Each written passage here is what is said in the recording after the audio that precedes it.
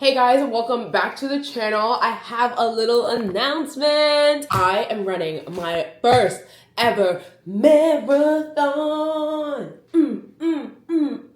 If you're new to this channel, my name is Dom. If you're not new to this channel, hey, hi, hello, what's up, welcome back. I feel like this is not necessarily a surprise because of the fact that I have been in like my half marathon era. So I feel like it's a very natural projection. But how this came to be is after I ran the New York City half marathon, I was like, low key, I'll never run a marathon. There's just no way.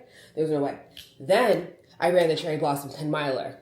Literally having the best time ever. I was in my like running bag. I was like, oh, this is great. This is fun. Maybe I could run a marathon. Truly forgetting the pain of my half marathon because the 10 miler, the Cherry Blossom 10 miler was just so much fun. Maybe I'll do it. I was flirting around with the idea of it over that April and May period. And I know we just entered June. All of May, I'm like, maybe I should just run it. I don't know. I'm like watching videos of like people running a marathon. My friends have run a marathon. Literally, I say friends, but like one of my friends has run a marathon. And I was like, oh, like, I think I could do it. So then I was like, all right, let me just see which one I want to do. So at first I was going to do like the every women's marathon, right? I was going to do that one because it's all women and it just like seemed right. I was like, oh, we might be going to Japan during that time. So I was like, I don't know if I should do that one. Maybe, maybe not. Then I was like, you know what? I could just do the Marine Corps Marathon here in DC. Trying to like weigh the pros and cons. Also, it's like 2 days before my birthday. So I wasn't sure if like I really wanted to like be sore and in pain like on my birthday. As I'm like flirting around with these ideas, we're in Mexico City having a great time. And then I get this message, right? And it's like, hey Dom, from the Runna team, which is the app that I use. And this is the app that I'm going to be using for my training.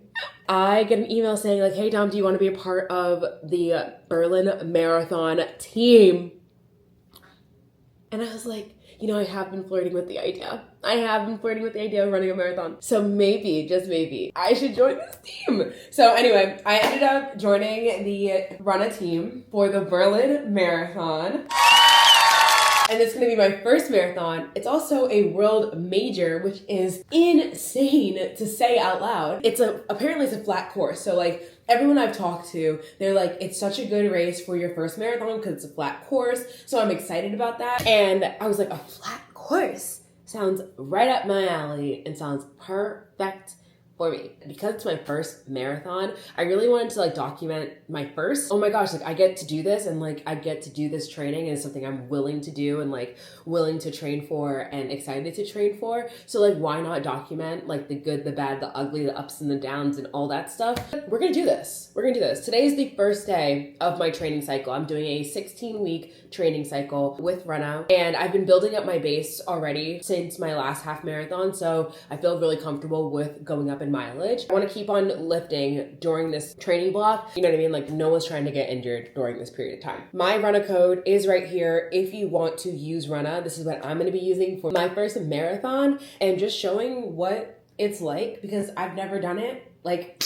I've literally never done it. So if you are also running a marathon during this time, we about to be real good friends for these next 16 weeks. I think no one like rationally is like, oh yeah, like I'm just gonna go run this marathon. Like no one's rationally doing that. We're gonna go get started. We're gonna start running these 4 miles and I'm gonna talk about just things that I'm excited for, things that I'm not looking forward for, overall training and like kind of what it's looking like. And then head to a coffee shop and talk about what these next 16 weeks will look like as I'm documenting it. So let's go outside and let's go do this 4-mile run. We're 1 mile in. We're at 10:52 for the first one. We're going a little bit slower today because I've been sick literally all week. So this is my first run back, which is okay. So I'm trying to like take my easy run, very easy if I can. I want to talk about just like the structure of my training and like what I'm going to be doing for the next 16 weeks. It's kind of hard to run and talk, but it's okay. We're doing it. So for the training plan, I'm doing 3 runs a week and it's pretty much structured as interval, easy run, long run, and you can customize it and move it around as much as you like. There's a lot of like flexibility when it comes to how you want to structure your workouts for the rest of the week. Because of the plan that I do have, I have the annual plan.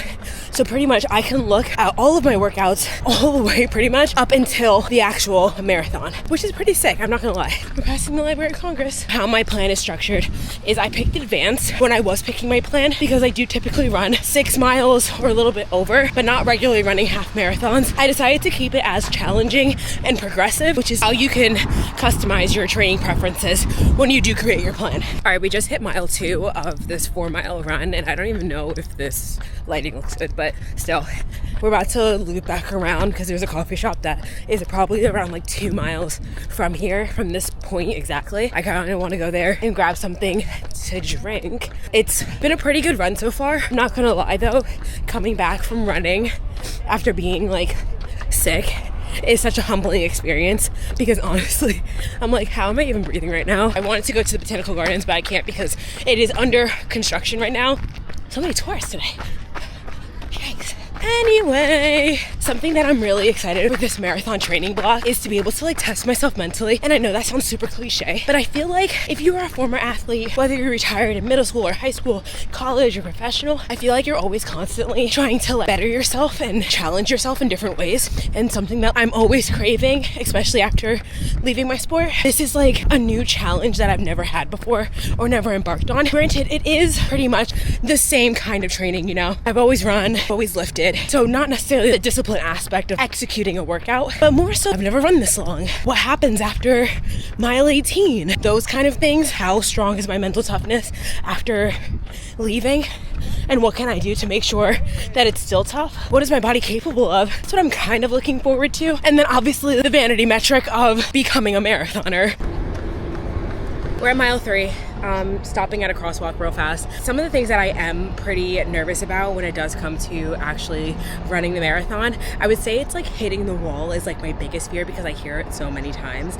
And I'm just nervous that like what does that feel like? What is it? I'm assuming that it's like when you hit the wall, when you're doing like the 400, and when you're running the 400 after 300 meters, like you kind of hit a wall and you have to turn on your third gear and just like go for it and finish the race. And it's like all about mechanic. It's all about digging deep, your grit, but also like trusting your training and finishing through. So I'm assuming that that's what it's going to be like because I know the 400 wall, but I know it's going to be much longer and much grittier. And that's a little bit nerve-wracking to me. I'm not going to hold you. And then I think my second thing is like under fueling or not fueling correctly when it comes to an international race. So I'd say those two things I'm like worried about, but I want to take this time that I have, these like literally it's like 16 weeks is a very long time to practice and make sure that like I feel confident going into race day. So while I am pretty nervous about it, I like look into ways of like maybe not doing it. I mean, I can't probably get rid of that. Like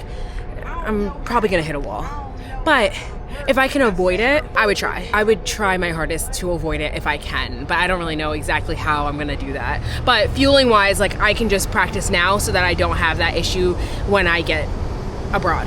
So if you have any tips or tricks for those two things, if you've run a marathon before, please definitely let me know. I would greatly appreciate it.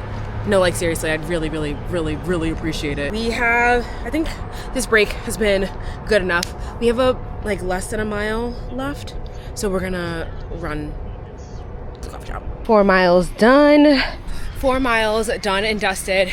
We did it in 11 minutes average pace, which was pretty good.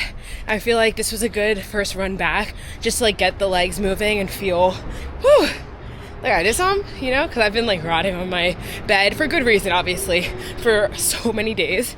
So this was really good. But I would say that like as I'm walking to the coffee shop right now, my marathon starter pack, because I feel like we make these videos and it's like, oh, what would your starter pack be? But like this is like real. Like I can actually just tell you guys what my marathon starter pack is because I just bought it. So I would say that my starter pack for this marathon and my first ever marathon, and this is real because this is literally the first starter pack. 1, I already have running belts. I already have all the clothes. I think I'm gonna probably end up getting shorts that have pockets on the side because I love a run belt, and actually this top has a phone compartment in the back.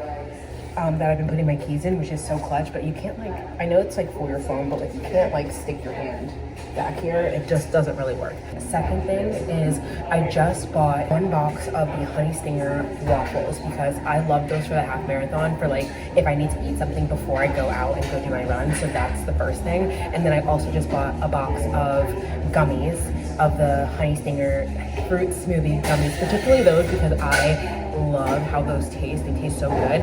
And I know that I'm gonna have to get into gels if I'm gonna be running a really long period of time. It's just probably not gonna be the most feasible. Other than that, outside of the fact that I already have my watch, which I need, and a phone charger because those long miles, my phone is definitely gonna die.